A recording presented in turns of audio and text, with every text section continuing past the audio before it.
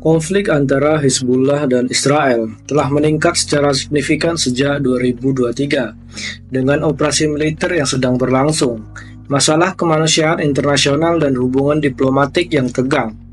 Pada Oktober 2024, konflik antara Hizbullah, kelompok militan Syiah Lebanon, dan Israel semakin memanas. Hizbullah terus melancarkan serangan roket ke Israel Utara dan Israel memperluas operasi militernya di Lebanon. Meskipun Ketua Parlemen Lebanon, Nabih Berri, menyerukan gencatan senjata dan upaya mediasi, Hizbullah tetap siap menghadapi pertempuran yang berkepanjangan, menuntut konsesi yang signifikan. Konflik tersebut telah menyebabkan krisis kemanusiaan, khususnya di Gaza, dengan ribuan kematian warga Palestina dan penderitaan warga sipil yang meluas. Tanggapan internasional beragam. Beberapa negara memberikan bantuan dan yang lainnya mengevakuasi warganya. Dukungan Iran terhadap Hizbullah dan poros perlawanan telah memperkuat kemampuan militer kelompok tersebut, sementara Israel melanjutkan operasinya dengan tujuan membubarkan Hamas dan menyelamatkan sandera. Kekerasan yang terus berlanjut telah membuat hubungan Israel dengan Sekutu Barat menjadi tegang dan memicu protes pro-Palestina di Eropa. Para aktivis menargetkan perusahaan yang mereka yakini mendukung militer Israel. PBB dan badan internasional lainnya telah mendesak diadakannya negosiasi untuk mencegah eskalasi lebih lanjut, tetapi jalan menuju perdamaian masih belum pasti. Wakil pemimpin Hizbullah, Naim Qasim, menunjukkan kesiapan kelompoknya untuk melanjutkan konflik jika tuntutan mereka tidak dipenuhi, menunjukkan keyakinan dan ketahanan.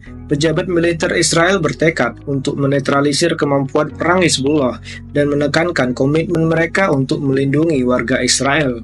Para pejabat Iran menyatakan dukungan penuh mereka terhadap Hizbullah dan kelompok militan lain, dan memandang mereka sebagai pihak yang krusial dalam perlawanan mereka terhadap Israel. Permintaan pemerintah Lebanon untuk bantuan medis darurat dari Cina menyoroti parahnya situasi kemanusiaan di Lebanon. Aktivis pro-Palestina di Eropa mengkritik perusahaan-perusahaan Barat karena diduga mendukung militer Israel yang mencerminkan sentimen publik yang berkembang terhadap dugaan keterlibatan dalam konflik tersebut. Sikap Wakil Presiden AS, Kamala Harris, yang bernuansa terhadap pemerintah Israel di bawah Perdana Menteri Netanyahu mencerminkan kekhawatiran di Washington tentang taktik agresif yang digunakan dan dampaknya terhadap stabilitas regional. PBB dan Uni Eropa menyerukan pengendalian diri dan dialog, menekankan perlunya meminimalkan korban sipil dan mencegah kekerasan lebih lanjut. Hingga Oktober 2024, konflik antara Hizbullah dan Israel meningkat secara dramatis, setahun setelah permusuhan pertama kali meletus. Hizbullah, organisasi militan Syiah Lebanon, terus melancarkan serangan roket ke Israel Utara, sementara Israel memperluas operasi militernya di Lebanon. Situasi yang penuh dengan ketegangan tinggi ini tidak menunjukkan tanda-tanda akan mereda.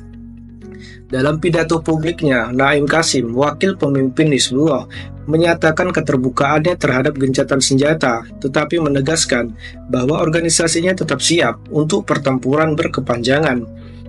Perkataan Naim Qasim mencerminkan keyakinan dan kemauan kelompok tersebut untuk terus berjuang jika diperlukan. Jika musuh melanjutkan perangnya, medan perang akan menentukan.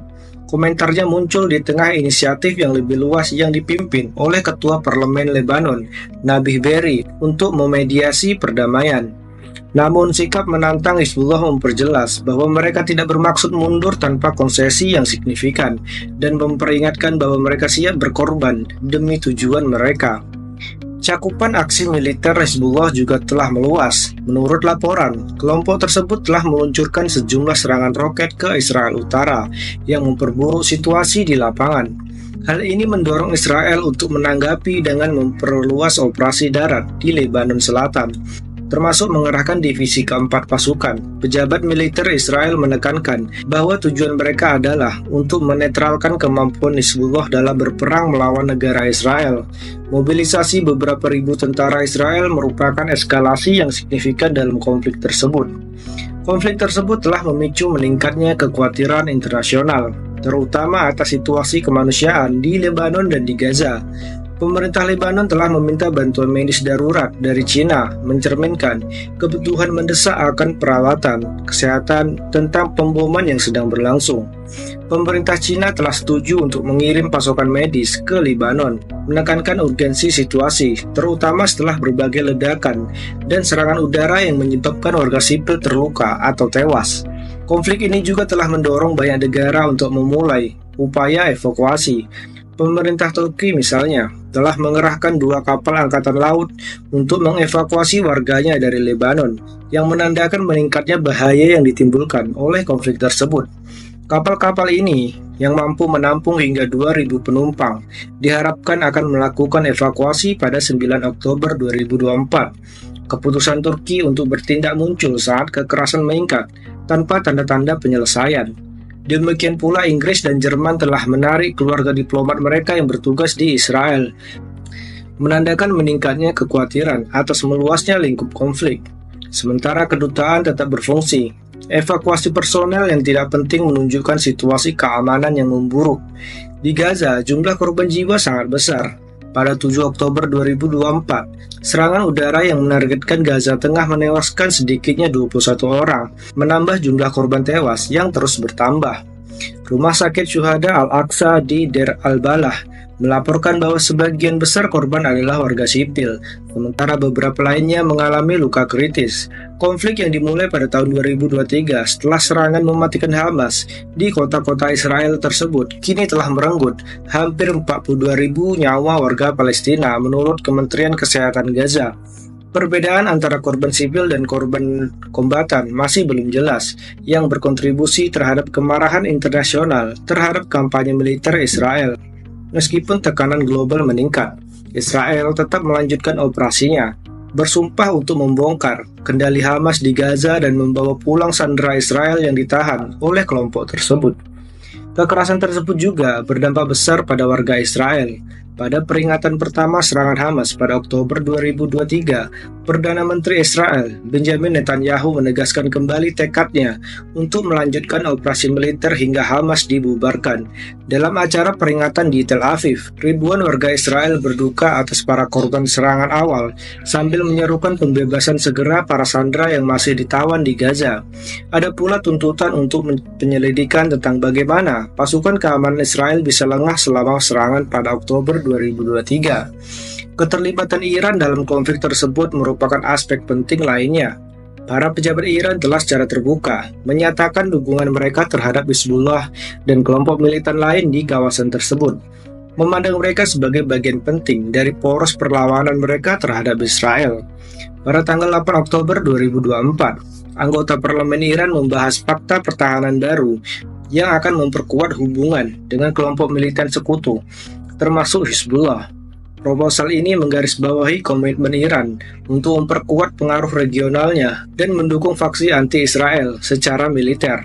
Selain itu, Iran telah secara aktif mempersiapkan diri untuk menghadapi kemungkinan konfrontasi langsung dengan Israel.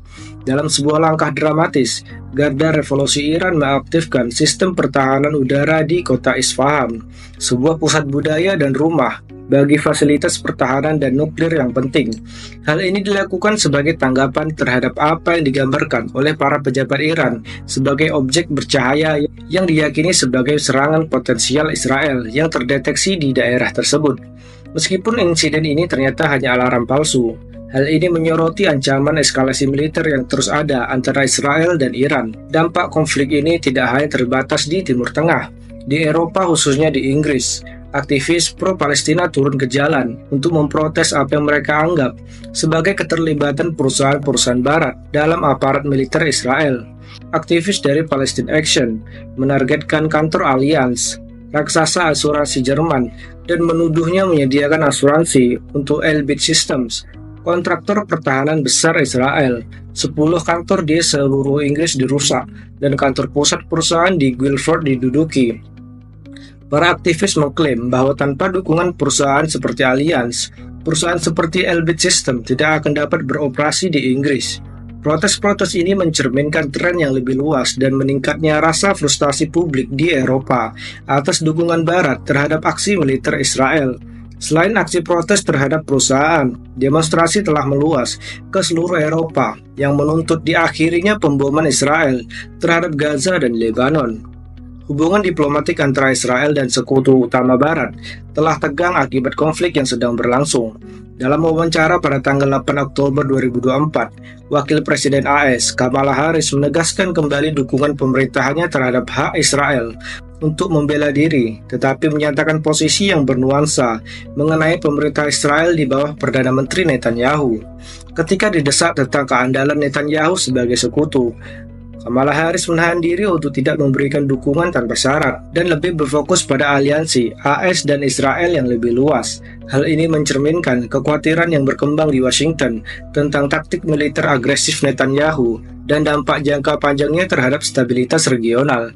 Hubungan yang tegang juga meluas ke Eropa. Jerman dan negara-negara Uni Eropa lainnya telah menyerukan agar kedua belah pihak menahan diri, mendesak Israel untuk meminimalkan jatuhnya korban sipil. Namun dampak politik dari konflik tersebut sudah jelas, dengan meningkatnya protes publik terhadap skala respon militer Israel. Perserikatan Bangsa-Bangsa juga telah secara vokal mendukung dialog.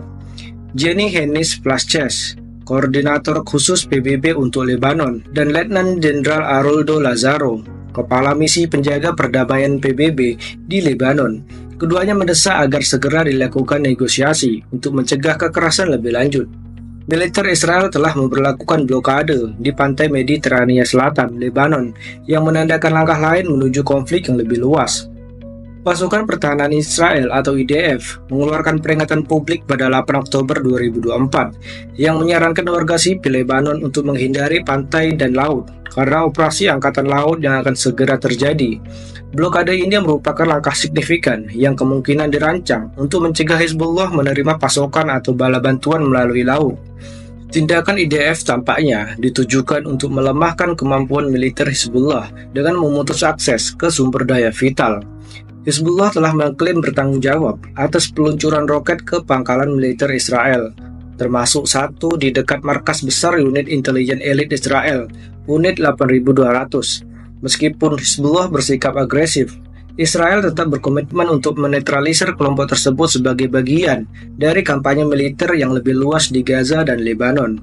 Konflik antara Hizbullah dan Israel yang kini memasuki tahun kedua terus meningkat tanpa ada tanda-tanda akhir yang jelas. Operasi militer Hizbullah yang didukung oleh Iran telah ditanggapi dengan serangan balik agresif Israel. Korban kemanusiaan sangat besar, terutama di Gaza, di mana korban sipil meningkat setiap hari. Upaya internasional untuk memediasi perdamaian sejauh ini tidak efektif, karena kedua belah pihak masih bersikukuh pada posisi mereka masing-masing. Seiring dengan perkembangan situasi, potensi konflik regional yang lebih luas tampak besar, dengan meningkatnya keterlibatan Iran dan semakin kuatnya kelompok militan di seluruh Timur Tengah. Secara diplomatik, hubungan Israel dengan sekutu baratnya sedang tegang, sementara gerakan pro-Palestina mendapatkan momentum di Eropa, baik melalui cara diplomatik maupun keterlibatan militer yang berkelanjutan. Jalan menuju stabilitas di kawasan tersebut tetap penuh dengan tantangan.